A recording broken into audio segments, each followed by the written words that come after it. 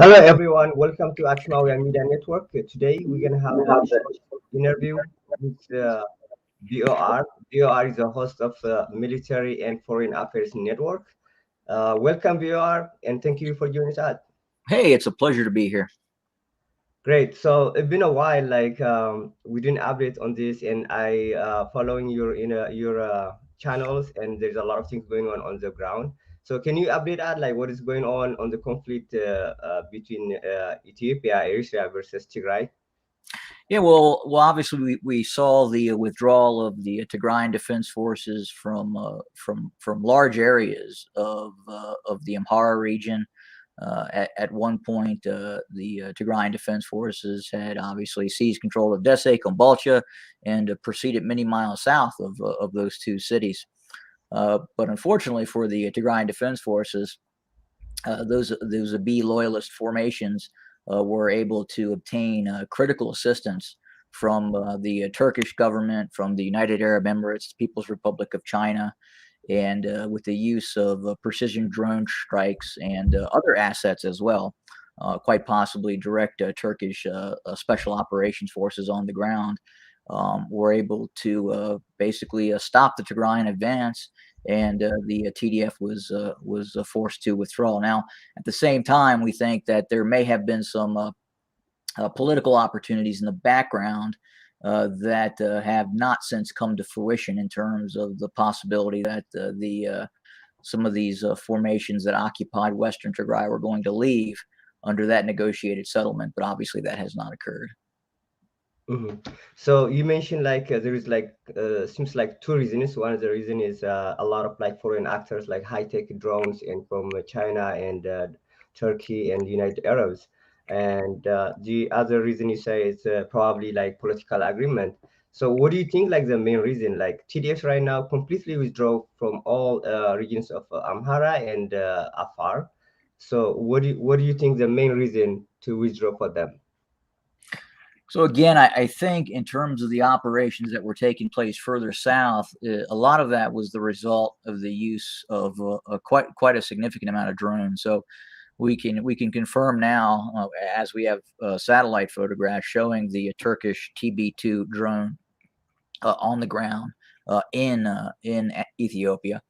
And we can also confirm that obviously the Chinese drones were very much active as well. And if you want, anybody can really go and do a search on YouTube. Just search under Azeri drone strikes, Turkish drone strikes in Nagorno-Karabakh, and you can see the efficiency that these drones are able to do.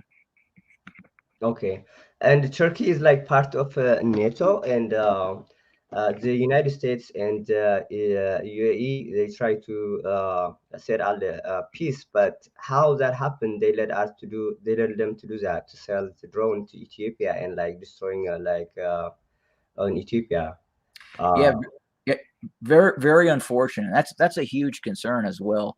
And the reason I say that is a lot of the technology that is used, especially in the Turkish TB2 drone, is NATO equipment. So the optronics are out of Canada, the engines are out of Austria.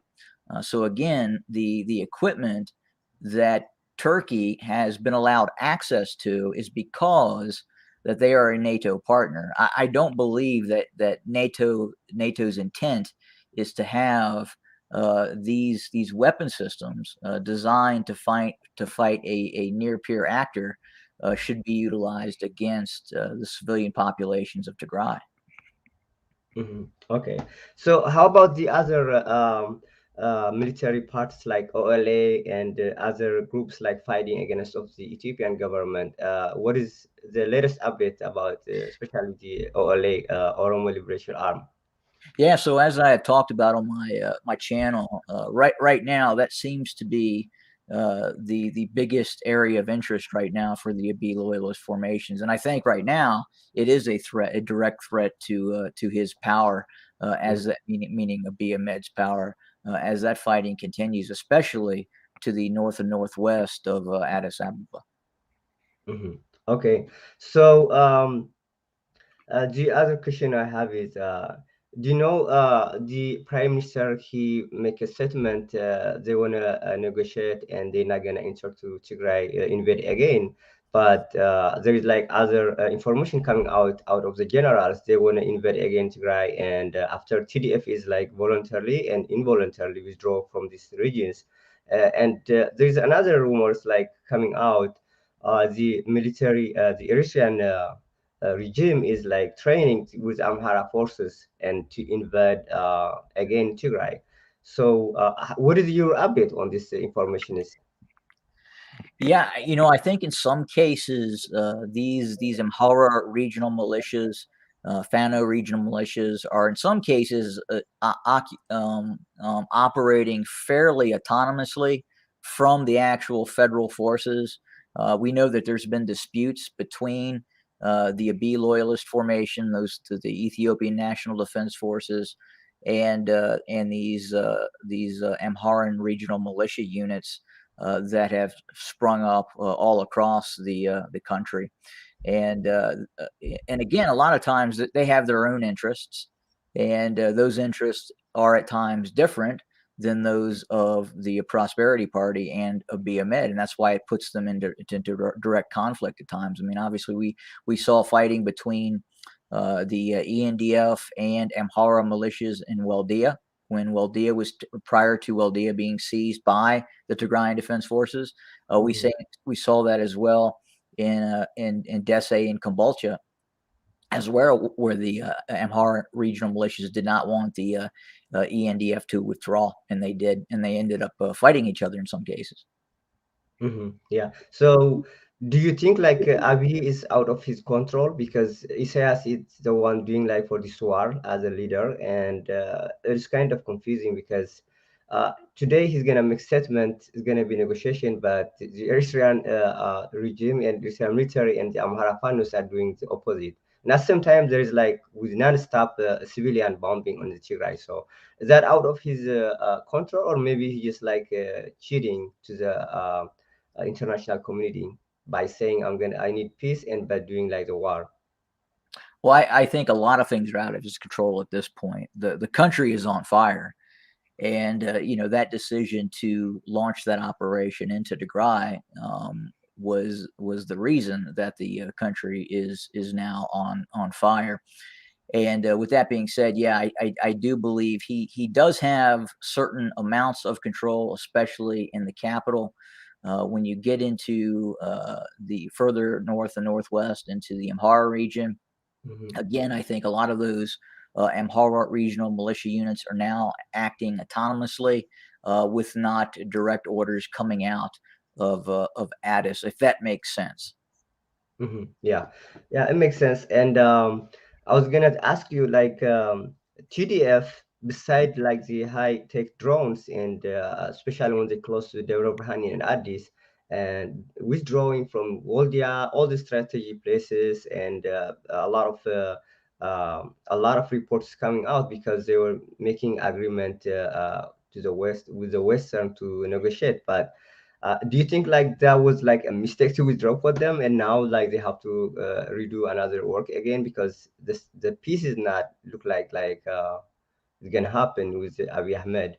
So do you think that was like wise to withdraw, or that wasn't wise decision? So I would say it depends on the military political goal that they were looking to do, meaning the Tigrayan Defense Forces. If they believed that the Tigrayan leadership believed that there had been an agreement in which they would withdraw from Waldea and areas even north of there, Kobo, and then the Eritrean army, the Abiy loyalist formations, and the Amhara regional militias would then withdraw from Western Tigray, then yeah, I would say that, and that would have actually happened.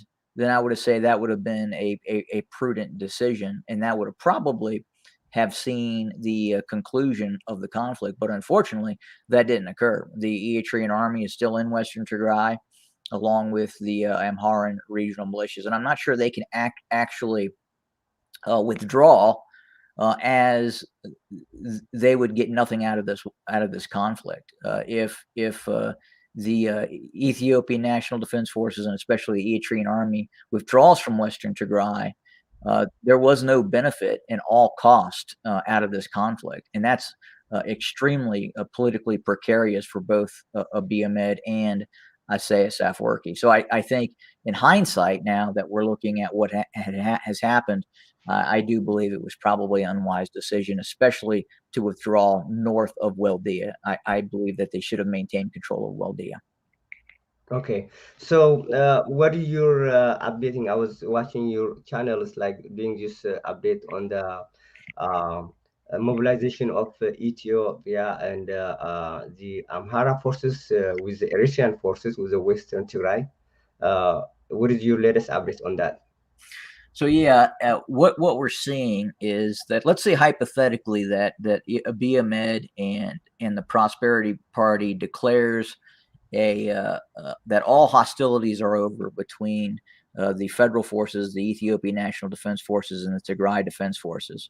What we're seeing right now is the Amhara region is kind of going on its own. It would continue to fight, and you would continue to see a war between the Tigray region and the Amhara region. Okay. Um, so the foreign involvement is huge against TDF, against Tigray Defense Force. As you mentioned, there is so many high-tech drones from Turkey, United Arabs, and China, and a lot of them. So Iran as well. Yeah, and can I say something real quick? Sure. And not just drones. Yeah. The Ethiopian National Intelligence Services, security services, are also able to get information that has the ability to identify some of the command and control nodes that the TDF was using, especially in terms of monitoring satellite telephones that the TDF was utilizing. So again, there's a lot more effort assisting the Abiy loyalist formations than just drones. There's a lot more to this than just that. Okay. Who supports that? Like the Turkish, or just combination of all of them, or China? Both, all three, but mainly the Turks. Okay. Sounds good. So yeah, the involvement is huge, and I think it's clear. And meanwhile, the U.S., UN, and European unions don't do anything meaningful action almost more than like a year and a half, beside like making statements like concern. So what do you think is the problem? Did they? I mean, especially when China and the other Iranians have this, they sell their drones, and those are like even like bandit drones for the Iranians. It is indirectly is against of United States and against of European unions. Like why they still stay idle? Well, for one, it's just not on the radar of anyone in the United States. No one in the United States. Let me back up a little bit. Very few people in the United States, with the exception of Ethiopian Tigrayan expatriates that are living in the United States, some military analysts in the United States, but by and far, the U.S. population is oblivious to what's going on around the world. Even now, with what's happening in Ukraine, right? That is just coming to the forefront now. So again, just not a lot of attention is being paid. And that's what the U.S. Government it really kind of looks at in terms of some of these world conflicts that are taking place. You know, is it going to affect a vote? Is it going to do anything politically? And right now, unfortunately, it's just not on the radar. Mm-hmm. Yeah, so there was like a huge movement, like no more movement was created by the Eritrean and Ethiopian intelligence. And what is behind that? Who was behind that? So they kind of make a false motive, like they say, oh, anti-colonialism, but like indirectly they are the one in ground, they inviting like foreign forces and like bombing on civilians. And what was who was behind of that no more movement, and making like a false statement like anti-colonialism and stuff like that? Yeah, well, at the very beginning of the conflict, the front person for the No More movement, was very much supportive of the Tigray regions, Tigrayan Defense Forces. She had made videos. I actually posted a video of her just talking in her car about the despotic Yeah. regime in Eritrea, and lo and behold, all of a sudden, she changes her position. And I got to tell you, that has the hallmarks of an intelligence agency all over it. And I would say that the NISS is very much active in the United States, as is Eritrean security services as well. And as I talked about in one of my videos, that in all probability, they were able to turn her, threaten her, motivate her with money, and that's why she flipped. Mhm. Wow. So until now, there is so many things happening in Tigray and completely siege, and the crime against humanity is like already confirmed by international non-profit organizations like NGO and others. But this is happening by mainly two actors, which is Isaias Afwerki and Abiy Ahmed. And why they still entertaining these criminals? Do you think like they don't get enough information? There is no any meaningful action by the UN and by the US and all the other actors. In fact, some of them, of course, they support, but is it like there is no enough information to them, or they are just like mismanipulating the understanding of Abiy Ahmed and Isaias Afwerki?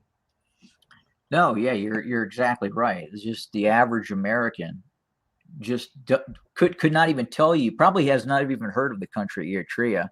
And if you were to ask them where is Ethiopia on a map, they probably couldn't tell you. They probably couldn't even tell you. The average American probably couldn't even tell you if Ethiopia was in fact in Africa. Hmm. And Okay. that's the cause and effect of kind of what's going on. And it's just look, the United States has a right now we have 30 trillion in debt, and probably 160 trillion in unfunded liabilities. So we're a nation, meaning the United States, that can't afford to just be running around the world spending huge amounts of money. And I know in this case that what's happening right now in Ethiopia, in terms of I talked about possibly establishing a no-fly zone, or just eliminating the B Air Force. That would be very easy to do. It would take about a day. Yeah, I was about to come Yeah, that question. Yeah, yeah. definitely. Yeah. So the air bombing like drones, especially lately after TDF withdrawals, is like targeting a lot of like civilians. Like in a week, more than 100 civilians, children are died. So what was did they just like misleading, or they try to targeting like the leaders of TDF? What was their motive? Like I couldn't understand, or they just doing like purposely.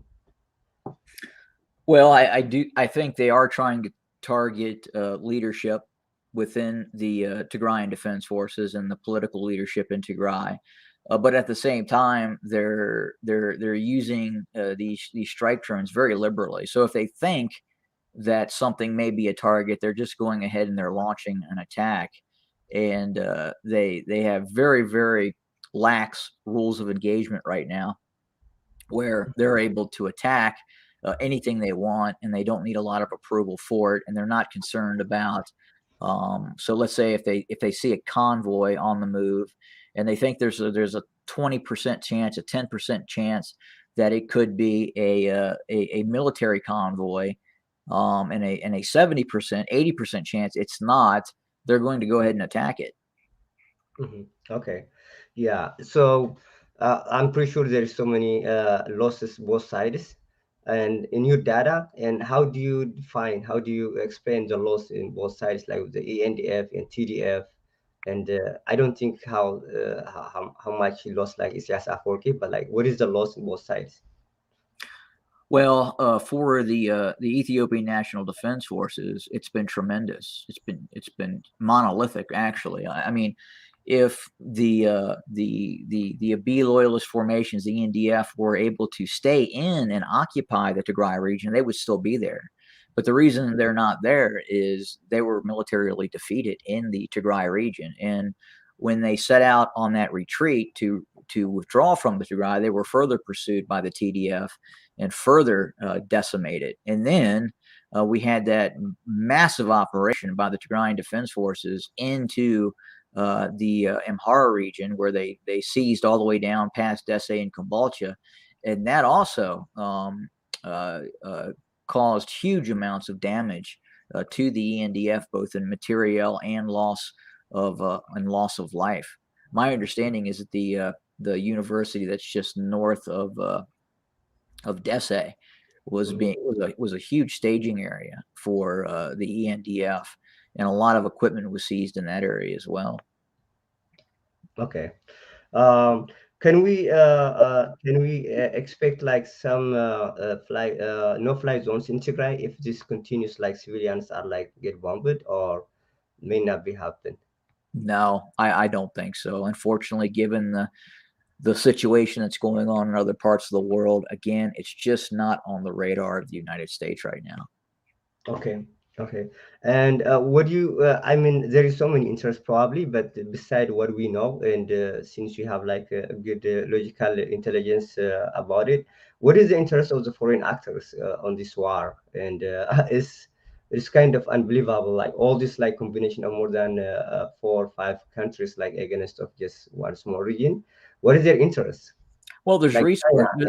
Yeah, and Turkey as well. absolutely. Well, there's resources in Ethiopia, and there have been agreements made, whether it be with the Chinese, whether it be with the Turks, and those agreements were made between Abiy Ahmed and those countries. Now, in the case of the recent fighting, where the TDF was actually threatening Addis Ababa, that would have changed everything. All those agreements, all those economic interests would have been null and void if Abiy Ahmed was removed from power and the Prosperity Party was removed from power, which was very close to happening. I mean, they were evacuating personnel from Addis Ababa. The money was being moved, and it was happening. And only the heavy use of these Turkish drones stopped all this. Mhm. A lot of politicians, some officials, they say too, if Eritrea and Isaias Afwerki out of the game, things could be solved too. So, what do you think about that? I think to some extent it would it would speeding things, but again, as I talked about, you would still see the conflict going on between the Amhara region and the Tigray region. But I think the TDF could handle that.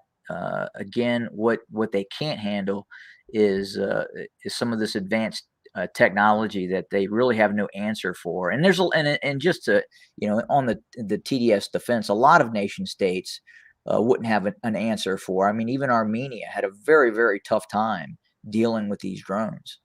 Yeah, especially the Turkish drones are they have Yeah. optics, high tech optics. Yeah. Yep. And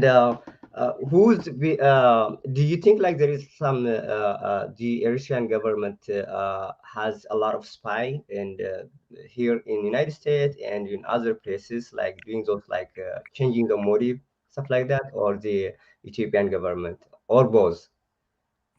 Well, there's a lot of supporters of the B government in the United States. They're really all over the United States, and they some of them have money, and that's what makes the world turn at this point. And yes, there is the issue of the NISS operating as well, that utilize front companies to conduct operations such as the No More movement. If anyone thinks the No More movement is a grassroots movement to bring attention to what's occurring inside of Ethiopia, then you're crazy. It's because Yeah. that's not what it is. It is the hand of the NISS without a doubt. Yeah, it works for the no, low information people. Like it seems like the movie, it says like don't look up the movie on Netflix, and everybody just like don't look up, but like nobody asks like the logical question behind it. Yeah, I know what you mean. So Exactly. uh, this is to the end of the interviews, and at the end, if you wanna have anything to say, and for you followers, and anything you wanna say, and I'll give you a couple of minutes.